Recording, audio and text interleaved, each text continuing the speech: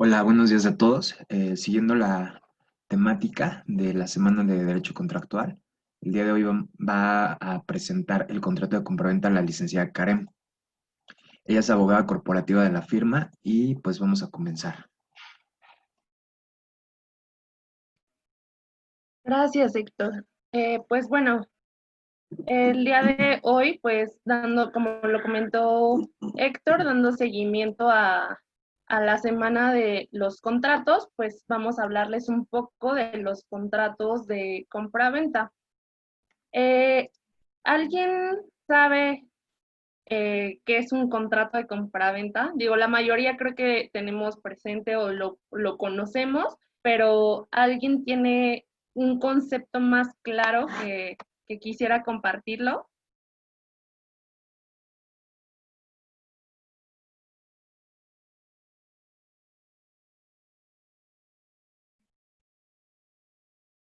A ver, voy a preguntar, Vale, que estás por ahí.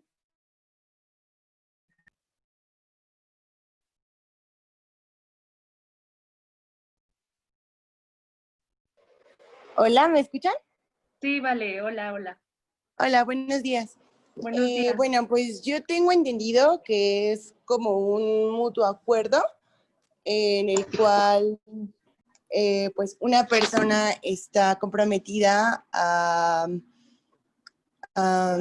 digamos, a ceder los derechos de alguna propiedad o algo así, y la otra está obligada a cumplir con ciertas normas, en este caso, bueno, dinero puede ser o cambio, creo, también aplica, para que se lleve a cabo este acuerdo, que sería pues un contrato. Ok, perfecto. Gracias, Vale. Pues sí, como bien lo dice Valeria, el contrato de compraventa es aquel en virtud del cual una persona, pues en este caso llamada vendedor, se va a obligar a entregar una cosa o a documentar la titularidad de un derecho, como puede ser un inmueble o un derecho al que él tenga propiedad, ¿no? A la otra parte contratante que es llamada comprador. Entonces aquí tenemos dos figuras, que es el vendedor y comprador. Este último va a entregar como Perdón, contraprestación, me agarraron en curva.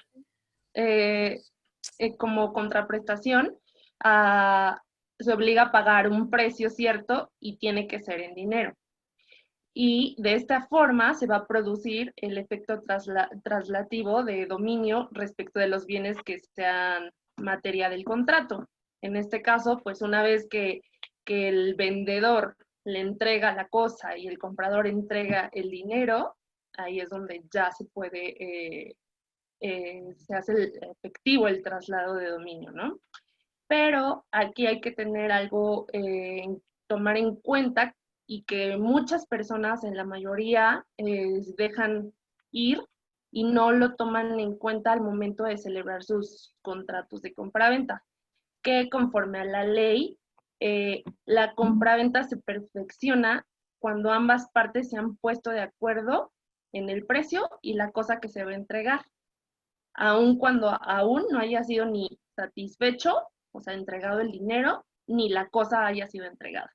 Entonces, en el momento que ambas partes, vendedor y comprador, se ponen de acuerdo en qué es lo que van a entregar y cuánto le va a costar, desde ese momento ya se perfecciona la compraventa y no es necesario que se esperen, porque muchos entendemos que la compraventa ya se da hasta que me entregan el dinero y yo entrego la cosa, ¿no?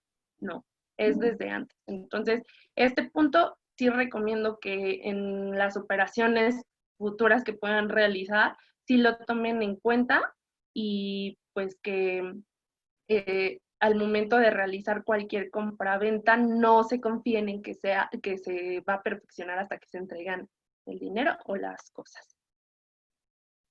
Ahora bien, la clasificación de la compraventa, como ya lo había dicho, este contrato es traslativo de dominio. ¿Qué es traslativo de dominio? Pues traslativo, o sea que se les traslada la propiedad. Entonces, este contrato es clasificado como principal porque no requiere para su existencia y validez de una obligación o de un contrato válidos previamente existentes. La compraventa se puede dar así, sin contar con un contrato por escrito, se puede dar de esta forma, ¿no? Es bilateral porque crea obligaciones y derechos para ambas partes. Tanto el vendedor como el comprador tienen obligaciones que ambos deben de cumplir. Entonces, de alguna forma, pues es pues, parejo, por así llamarlo, porque ambos tienen tanto obligaciones como derechos. Es oneroso porque representa provechos y gravámenes recíprocos. Entonces, es igual. Uno tiene que, o sea, tanto impuestos, ambos tienen que pagar. En los dos recaen obligaciones y también pues provechos, porque de alguna forma con lo que yo vendí la cosa, el dinero, pues es algo que yo voy a aprovechar, y la otra parte pues con la casa que le vendí, pues igual, ¿no? Va a satisfacer a lo mejor sus necesidades.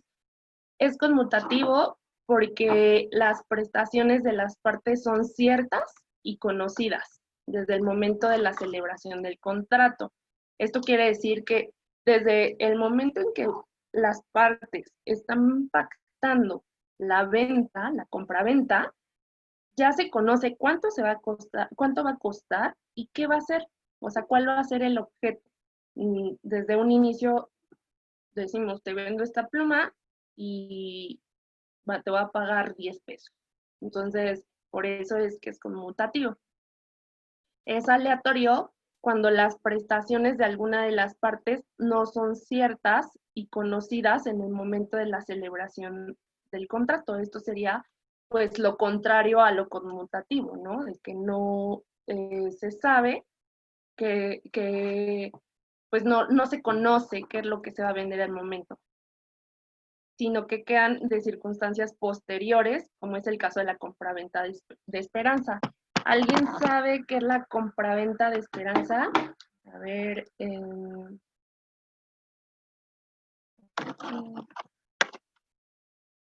Luis Rodríguez. Hola, buenos días.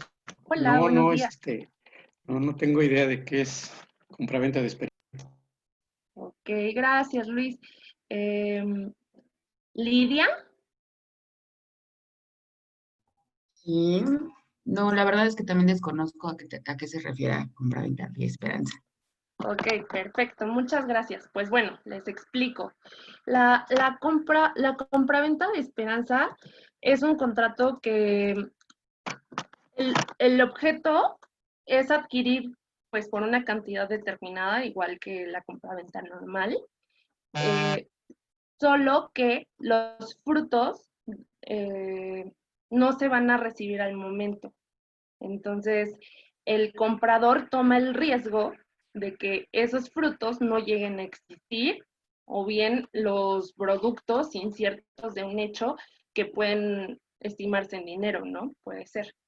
Aquí el ejemplo, para que lo entiendan un poco más, es, pensemos en la compraventa de unos locales comerciales en un edificio que apenas se está construyendo.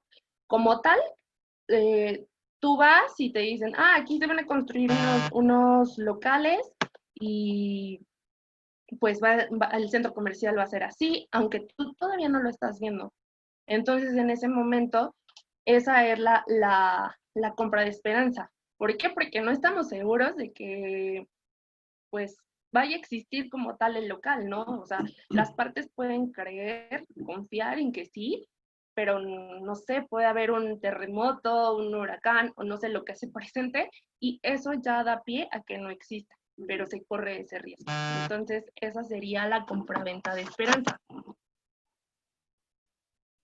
Ahora, el contrato es formal porque cuando el objeto indirecto es un bien inmueble. Cuando se realizan compraventas de inmuebles, siempre debe de ser de una manera formal. Y es consensual cuando es un bien mueble, o sea que no requiere como tal una formalidad cuando es un bien mueble. digo, solo para confirmar o para hacer de tu conocimiento, quien no lo entiende aún bien, los bienes muebles son pues cualquier artículo que, como, no sé, ejemplos, les voy a poner ejemplos, como un coche, como eh, aires, aparatos, televisiones, refrigeradores, cosas así, esos son los bienes muebles. Y los inmuebles, bueno, son propiedades, ¿no? Es instantáneo porque las obligaciones de las partes pueden ejecutarse y cumplirse en un solo acto, y por excepción de tracto sucesivo, como es el caso de la compraventa por suministro, en que las prestaciones de las partes se ejecutan o cumplen por necesidad en un lapso determinado. Era lo que les comentaba.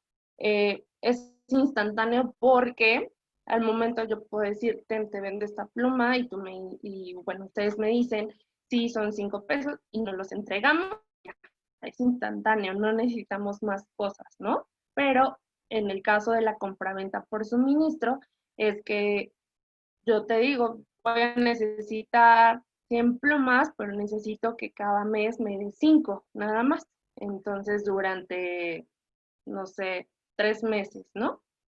Y ya, así sucesivamente se va a ir cumpliendo mediante ese periodo que determinen las partes. Esa sería como la excepción. Es nominado por la regulación tan amplia que tiene la ley. Este contrato no solo se regula por el Código Civil, también se regula por el Código de Comercio, y es por eso que es tan amplio, porque estipula cada una de las partes, cuáles son sus obligaciones. Entonces, por eso es que es nominado. Ahora, pasemos a los elementos de la compraventa. La compraventa tiene 3 elementos que son muy importantes, que sin ellos, si no se reúnen estos 3 elementos, no tendrá validez. Estos 3 elementos es el consentimiento, el objeto y la forma. El consentimiento en la compraventa se define como un acuerdo de voluntades que tiene por objeto la transferencia de un bien a cambio de un precio. Entonces, aquí, pues ambas partes deben de estar conscientes, deben de estar de acuerdo en qué es lo que van a recibir y qué es lo que van a entregar. Así no existe el consentimiento, no existe la compraventa. Entonces, el contenido de esta voluntad en este contrato ha de ser siempre transmitir por una parte el dominio, como lo comentaba, y por la otra pagar un precio cierto y en dinero. Si no se cumplen estas 2 manifestaciones, no hay compraventa. Ahora, este consentimiento puede ser tanto expreso o tácito. ¿Qué quiere decir? ¿Alguien sabe a qué se refiere que sea expreso o tácito? A ver, Carla, Lice.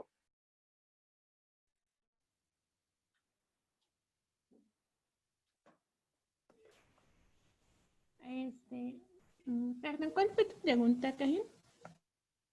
Que sí sabes a qué se refiere que sea expreso o tácito. Extenso y tácito. ¿O a qué te suena, Carlita?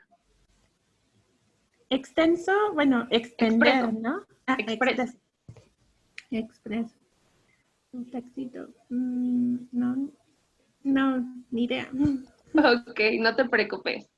Pues bueno, el consentimiento va a ser expreso cuando se manifiesta de forma verbal o por escrito o por signos inequívocos que indiquen que la aceptación. Entonces, al momento de que alguien dice, sí, yo te voy a vender, desde ese momento ya está siendo expreso tu consentimiento, ¿ok? O sea, de la forma de tan solo de platicar o firmarlo, o por ejemplo, Karen, un segundito. Como que tu celular, cuando vibra, como que se vicia el sonido para que lo pongas en silencio. ok. Sí. Perdón, gracias.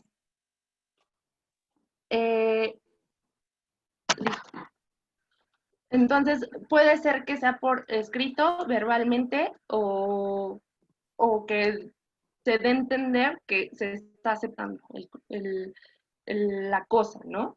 Y es tácito cuando resulte de hechos o de actos que lo presupongan, autoricen o lo presuman. En este caso puede ser que yo te diga, "Ah, ten, o sea, sin que yo piense que es una compraventa, ten, te voy a dar esta pluma, pues si quieres dame 5 pesos. Y ya la otra parte, ok, está bien. Entonces, puede ser que no estemos aceptando o configurándolo como una compraventa, pero al final el resultado es que es una compraventa. Entonces, este consentimiento se da de forma expresa o tácita. El objeto. El objeto puede ser directo o indirecto. El objeto directo consiste en transmitir el dominio de una cosa por una parte y en pagar un precio cierto y en dinero por la otra. Entonces, el objeto indirecto los objetos indirectos en la compraventa están constituidos por la cosa y el precio, por ambos. Y puede existir consentimiento, o sea, puede decir, sí, sí te voy a vender esta pluma para transmitir esa cosa a cambio del precio, o sea, sí puede decir, sí, te la voy a entregar y tú me vas a dar 5 pesos, está bien. Pero puede no existir la cosa o faltar el precio. Por ejemplo, que quedemos, sí, yo tengo una pluma y me vas a dar 5 pesos, pero pues ustedes no saben si sí existe o no existe la pluma, o igual yo no sé si existen esos 5 pesos. Y en ese caso, si no existe la cosa o el precio, no existe compraventa. O sea, si no existe estos dos elementos, los objetos indirectos, no va a existir compraventa.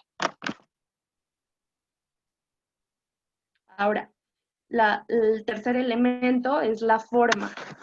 Para los bienes muebles, la ley no exige que se realice de alguna manera en especial, o que de alguna forma en especial el vendedor o el comprador exterioricen ese consentimiento y por lo tanto la forma del contrato es libre y no está impuesta por ninguna ley o por ningún reglamento.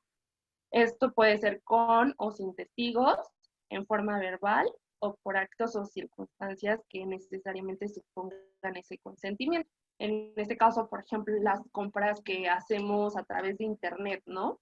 Pues, no es necesario, de una bicicleta, no es necesario ni realizar una escritura pública, ni como tal realizar un documento privado, un contrato, ¿no? Esto se puede hacer de forma verbal o ya con el simple hecho de aceptar compra, con ese clic que yo estoy dando, con ese ya estoy aceptando mi consentimiento de hacer esa compra y aceptando el precio.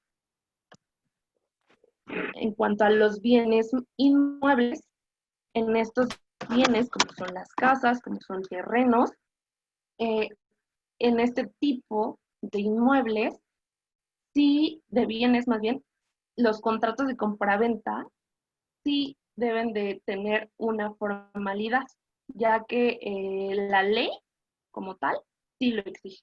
Entonces exige que sean por escritos. Y este tipo de contratos de compraventa tienen un principio, una regla general, que es que la forma de estos contratos debe de constar en escritura pública. ¿Qué quiere decir escritura pública? Pues que se celebre ante fedatario público. ¿Okay? Sin embargo, existen excepciones a esta regla, que son las siguientes. En estos tres casos va a aplicar si el valor del avalúo del bien no excede de 365 días de salario mínimo en el momento de la celebración del contrato. O sea, tiene que ser en ese momento, porque, por ejemplo, en la práctica se ha presentado que nos dicen, ay, mi casa vale 1 millón y nos exhiben un avalúo del 2018. Entonces, ese avalúo ya no es válido. Tiene que ser un avalúo de la fecha en que se esté realizando o celebrando el contrato. Entonces, si ya vale 1,5 millones, pues se toma en cuenta eso. Entonces, bueno, aquí el bien no tiene que exceder de esa cantidad de 365 días de salario mínimo vigente para la Ciudad de México. Y bueno, podrán otorgarse en documento privado, ante 2 testigos, y únicamente se deberán ratificar las firmas tanto de los que la otorgan como de los testigos ante notario, ante un juez competente o ante el registro público de la propiedad. Esto casi no sucede en la práctica y pues sí es algo preocupante porque al momento, o sea, ya después, cuando a la persona que se le vendió y no se realizó con los requisitos que debe ser el inmueble, por ejemplo, en este caso, después resultan problemas que desde un inicio no se tomaron en cuenta esas características y al final pues salen a reducir, ¿no? También los contratos que celebre la Ciudad de México como vendedor de terrenos o casas para la constitución del patrimonio familiar o con personas de escasos recursos podrán ser por escrito, sin testigos, ni ratificación de firmas. Y los contratos que se celebren entre particulares como consecuencia de los programas de regularización de la tenencia de la tierra que realice la Ciudad de México. Entonces no van a cumplir con todos esos requisitos de la regla general en los bienes inmuebles. Ahora, los elementos personales son aquellos que se conforman por 2 partes. En este caso, el comprador y el vendedor. El vendedor, pues como la mayoría lo sabemos, pueden ser personas físicas o morales, y pues también no todos tenemos conocimiento de esto, pero pueden ser las unidades económicas. Las unidades económicas pueden ser fideicomisos o asociaciones en participación.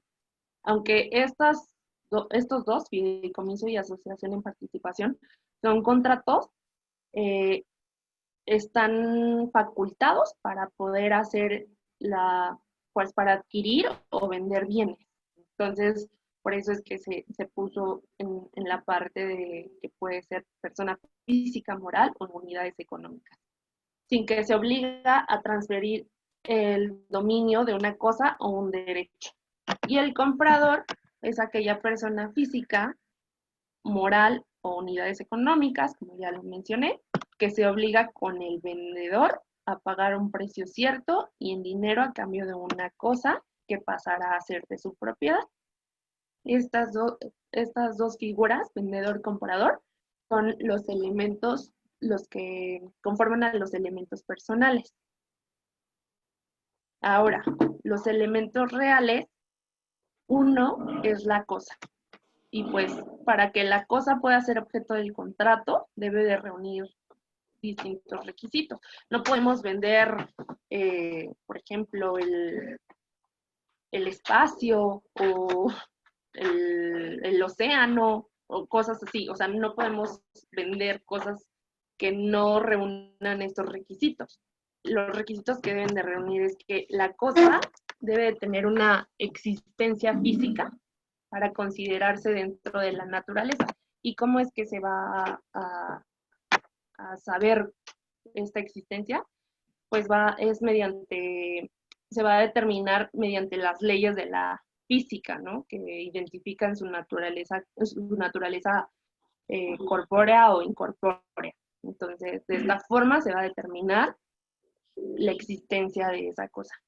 El objeto también puede ser determinado o determinable en cuanto a su especie. Esto es que el contrato será inexistente el objeto no se determina o se precisa su especie. No sería motivo de contrato algo que no se especifica. O sea, yo no puedo decir, yo te voy a vender solo perros. Voy a vender, digo, pues ese ejemplo fue el que primero se me ocurrió para, por ejemplo, perros, ¿no? Y no puedo precisar, va a ser de esta raza, o va a ser de este tipo, o no sé. Tengo que ser muy precisa especificando qué especie va a ser, ¿ok? El objeto de la compraventa debe estar en el comercio.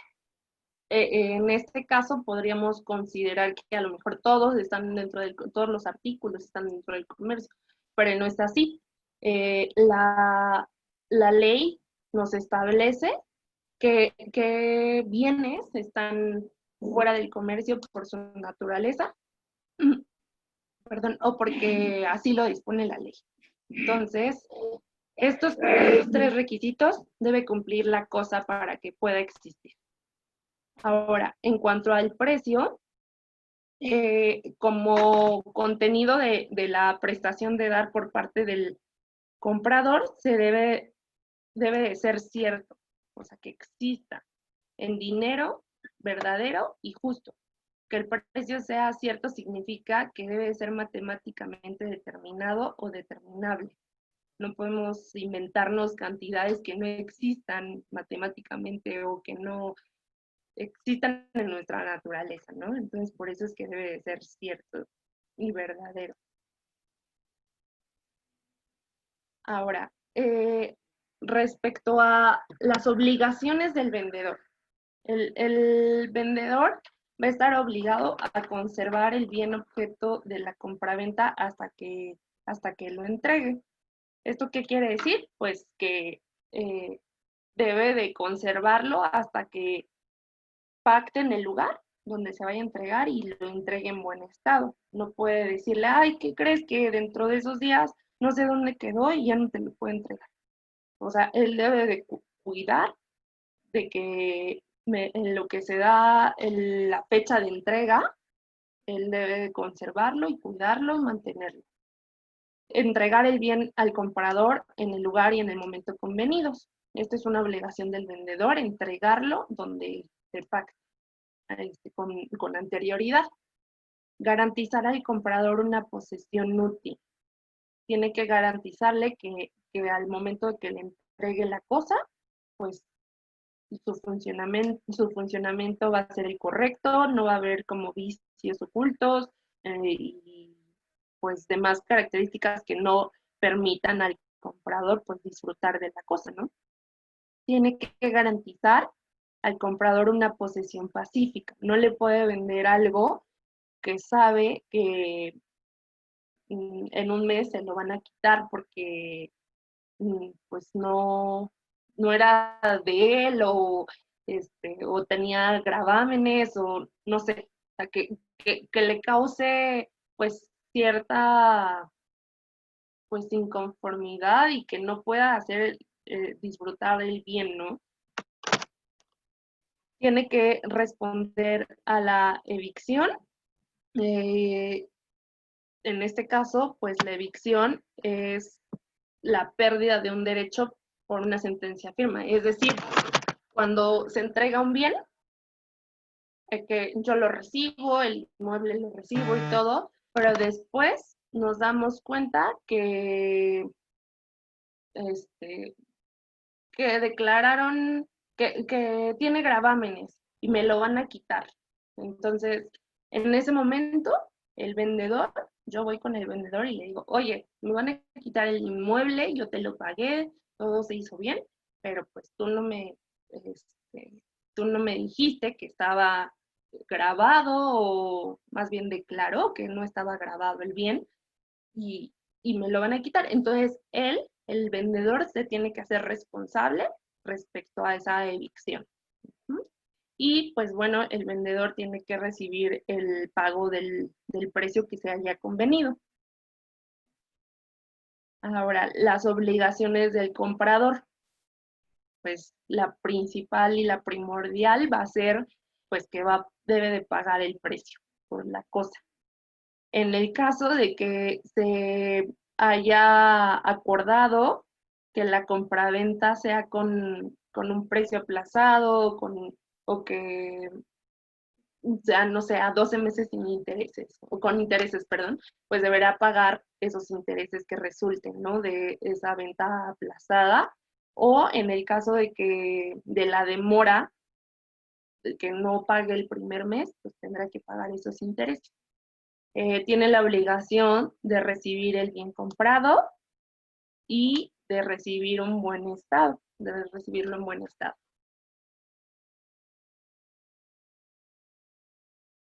En cuanto al precio, pues como ya lo he repetido varias veces, eh, el, el precio debe ser cierto, en dinero, verdadero y justo.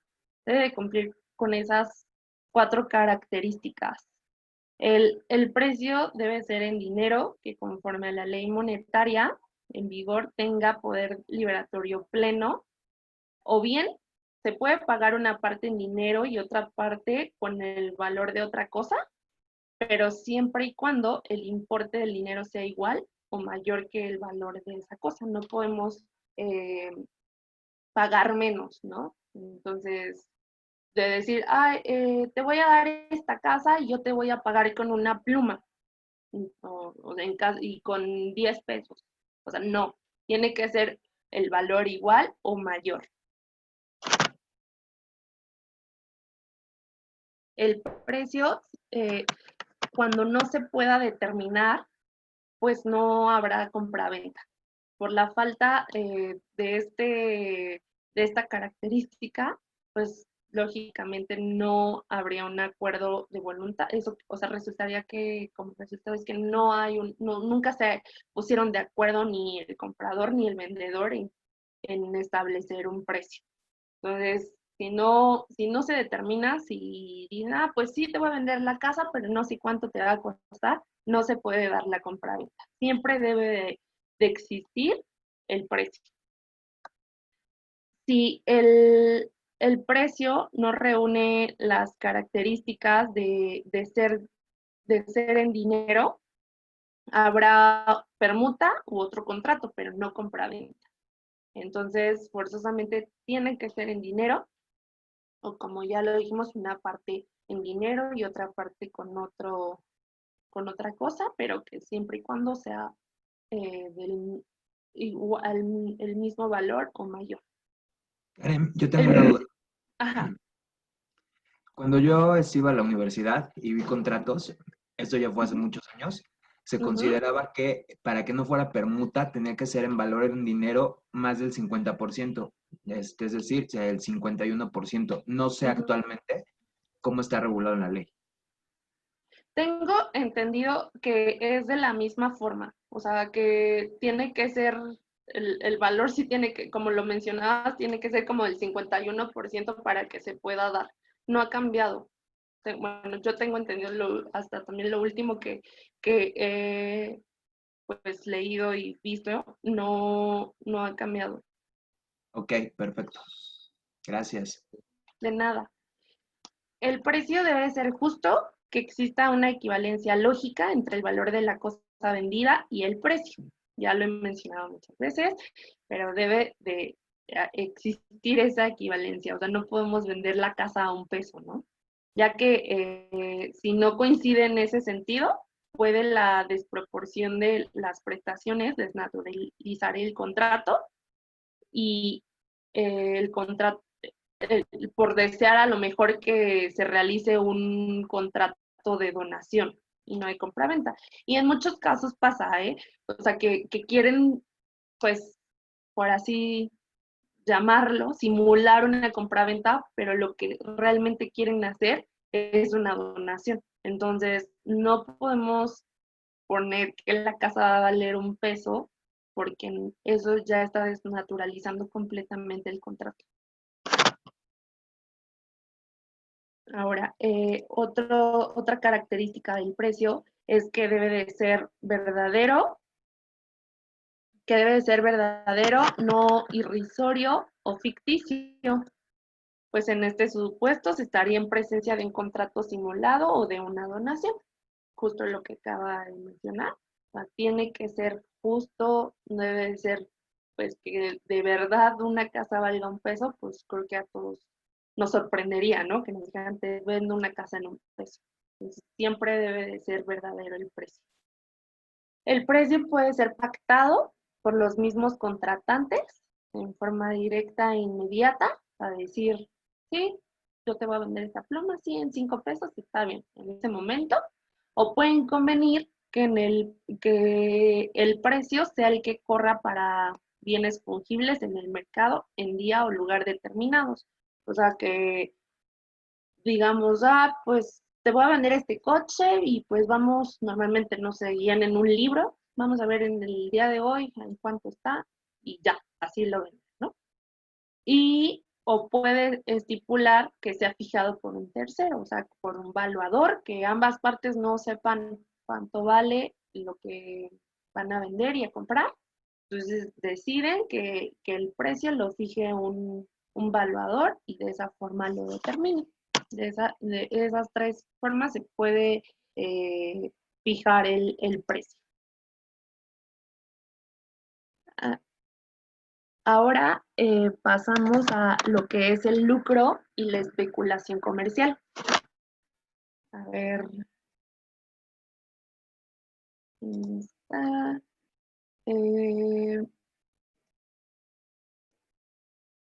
Cintia, ¿sabes qué es el lucro y la especulación comercial? ¿Tienes idea?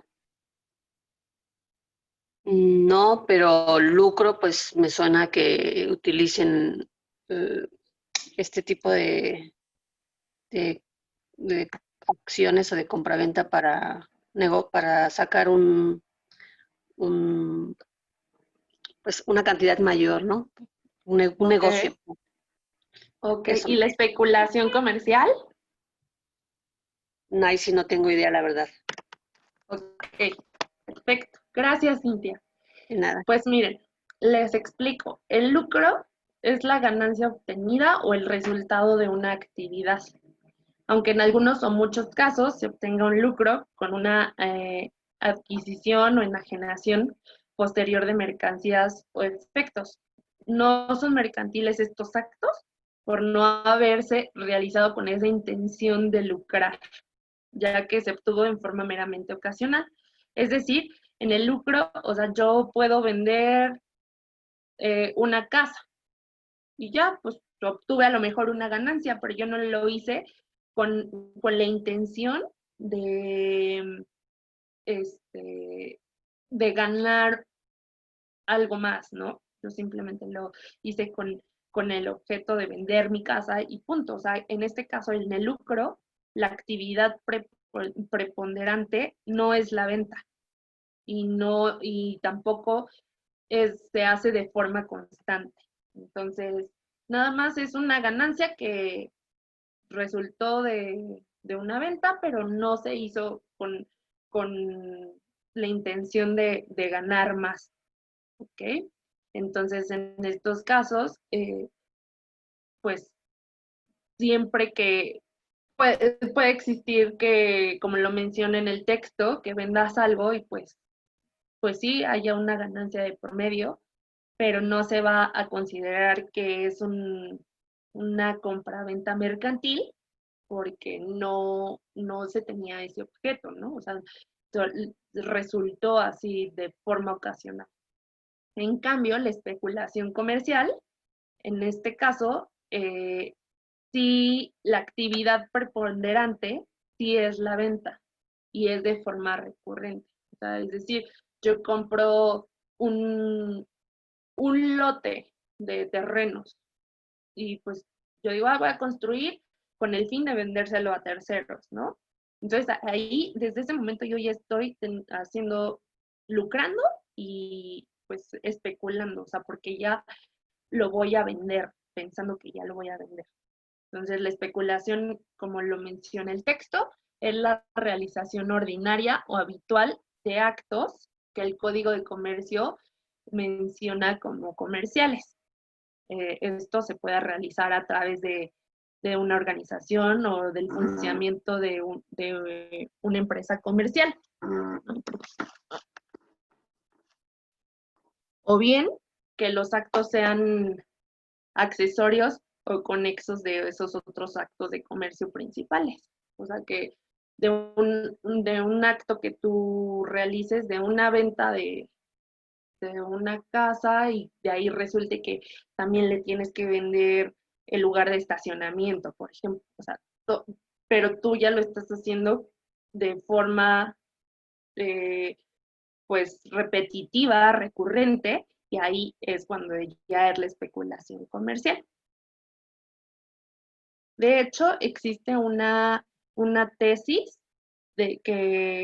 donde la Suprema Corte determinó que las transacciones celebradas para especulación comercial deben dirimirse en la vía mercantil. ¿Esto por qué? Porque, como ya lo he explicado, la compraventa se regula tanto en el Código Civil como en el Código de Comercio, que son las compraventas mercantiles. Entonces, aquí había como una contradicción y decían, o sea, si vendo un inmueble, ¿qué es lo que me tiene que regular? ¿No? O sea, ¿me regula el Código Civil o el Código de Comercio? Entonces, aquí determinaron que todas las compraventas de inmuebles deben de regularse por el Código de Comercio. Entonces, aunque esta no aplica para ambas partes. Una termina, la persona que la vende se va a regular por el Código de Comercio, y la persona que la recibe, la compradora, va a ser regulada por el Código Civil. Por eso se dice que tiene una naturaleza mixta, porque se combinan ambas. O sea, al tratarse de un acto de comercio para el primero, que es el vendedor, y un acto civil para el segundo, que es el comprador, porque el comprador solamente lo compra así de, pues yo quiero una casa para satisfacer mis necesidades y punto. Entonces, es por eso que para el segundo es civil. Y el primero sí tiene la intención de estar vendiendo varias casas. Por eso es que se va a regular con el Código de Comercio. Digo, estas tesis son de alguna forma, pues, solo nos guían o son criterios orientados para ciertas operaciones, ¿no? En este caso, la compraventa de los inmuebles.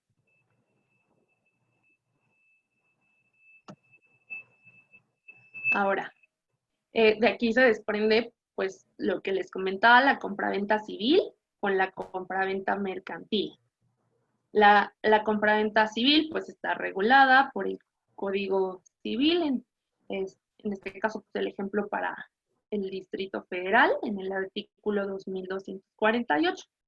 Y en ese artículo nos menciona que habrá compraventa cuando uno de los contratantes se obliga a transferir la propiedad de una cosa o de un derecho, y el otro, a su vez, se obliga a pagar por ellos un precio cierto y en dinero. Entonces, esa es la compraventa civil. Un ejemplo de esta compraventa es cuando una persona compra en una tienda un aparato de aire acondicionado para su casa. O sea, va y dice, necesito para satisfacer mis necesidades un aire acondicionado, voy y lo compro. Entonces esa sería una compraventa civil. Es lo mismo que les mencionaba anteriormente. Para bienes inmuebles, el comprador dice, voy a comprar una casa, igual porque necesito un espacio más grande, no sé. Esos serían los ejemplos de compraventa civil. Ahora, la compraventa mercantil. Esta compraventa es regulada por el Código de Comercio, en su artículo 371, y este artículo nos indica que será mercantil cuando se hagan con el objeto directo y preferente de traficar. Era lo que ya aquí ya viene la especulación comercial, ¿no? Y estas compraventas mercantiles pueden ser clasificadas por el fin, cuando se realiza con el propósito de especulación comercial, porque si dicen, voy a comprar 40 aparatos de aire acondicionado en una fábrica para revenderlos e instalarlos. Eso ya es con el propósito de especulación comercial. Puede ser por el sujeto, que celebran por empresas mercantiles o comerciales. O sea, si tú celebras un acto, una compraventa con una empresa que es comerciante o que se dedica a vender, pues ahí es por el sujeto. Y por el objeto sobre el que recaiga cuya propiedad se trate de transferir. También ahí todo depende del objeto. Aquí el ejemplo que puse fue que una persona compra 40 aparatos de aire acondicionado y decide venderlos para obtener una ganancia. Es lo mismo con los inmuebles que les comentaba, de que compramos un lote de varios lotes más bien, y yo deseo construir varias casas y pues ahí con el fin de venderlos. Entonces ahí yo ya estoy pues obteniendo una ganancia y pues teniendo un mercantil.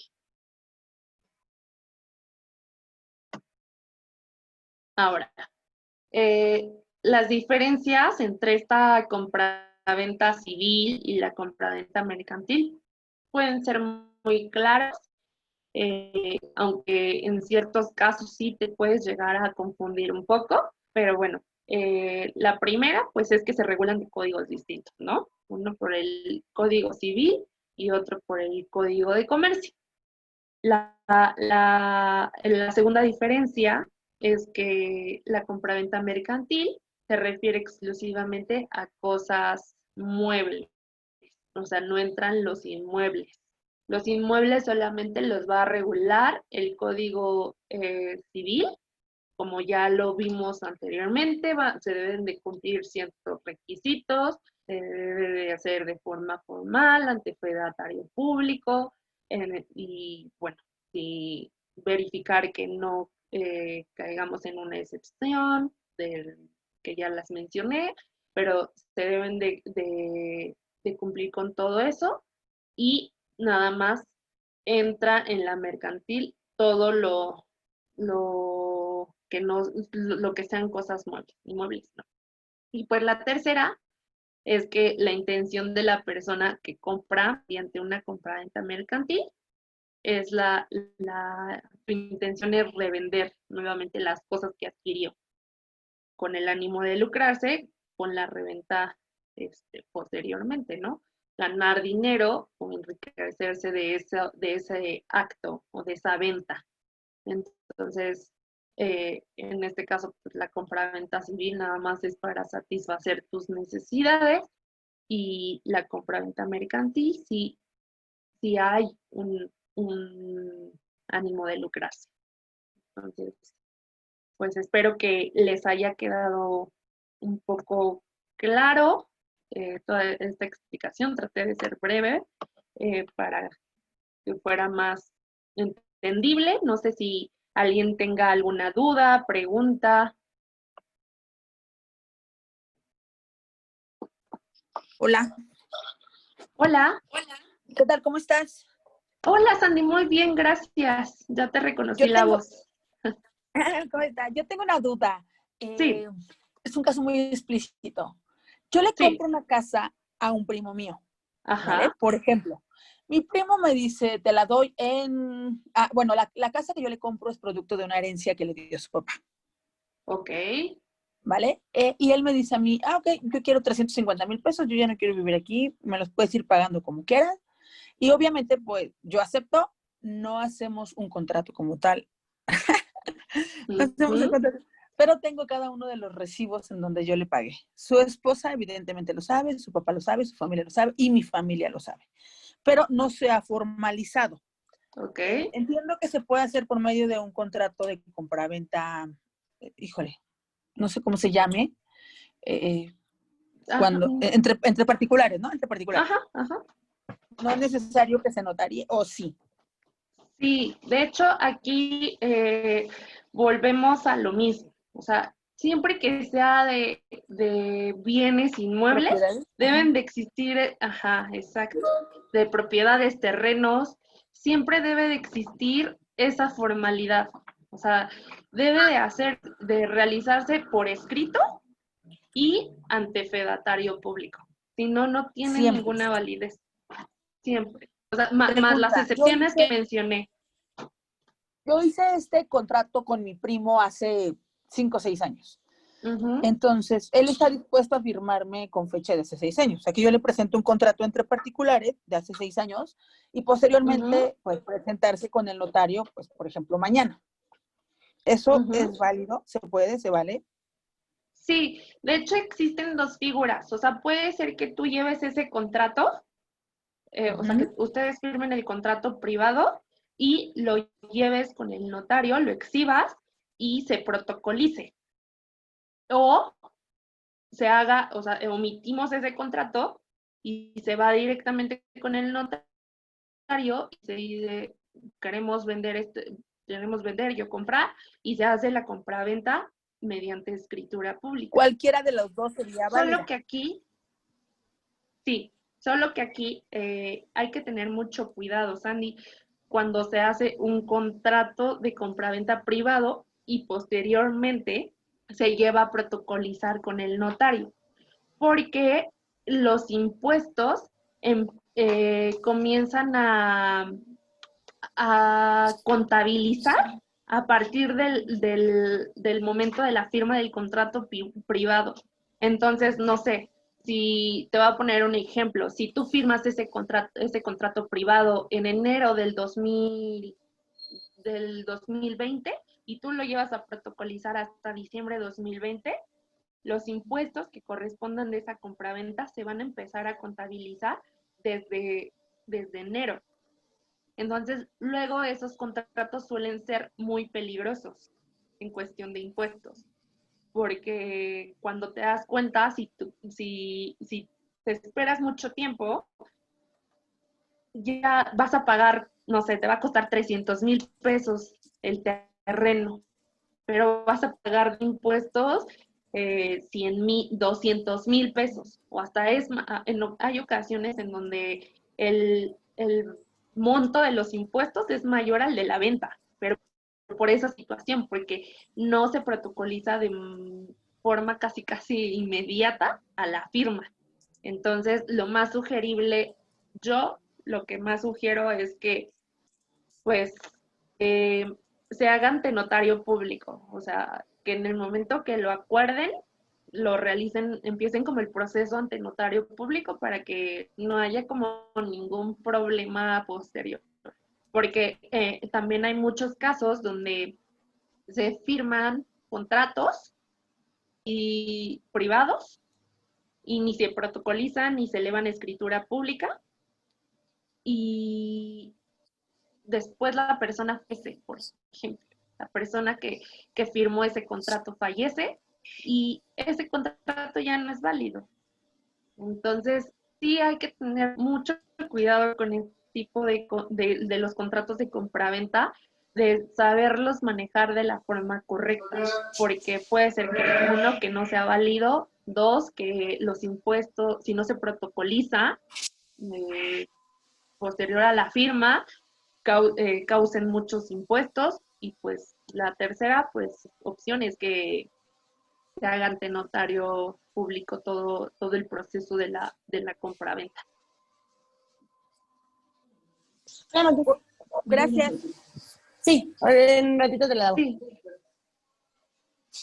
Gracias, muy amable. No, ¿de qué? Espero que haya resuelto tu duda.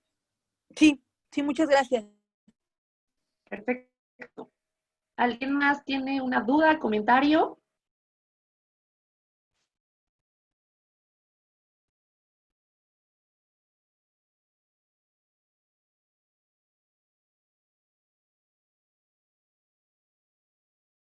Bueno, pues entonces si ya no hay más dudas, comentarios, pues esto sería todo de mi parte. Espero haber sido clara y pues de alguna forma pues ayudarlos, que esto les haya apoyado en algunas operaciones que hayan realizado, que vayan a realizar, para que lo tomen en cuenta.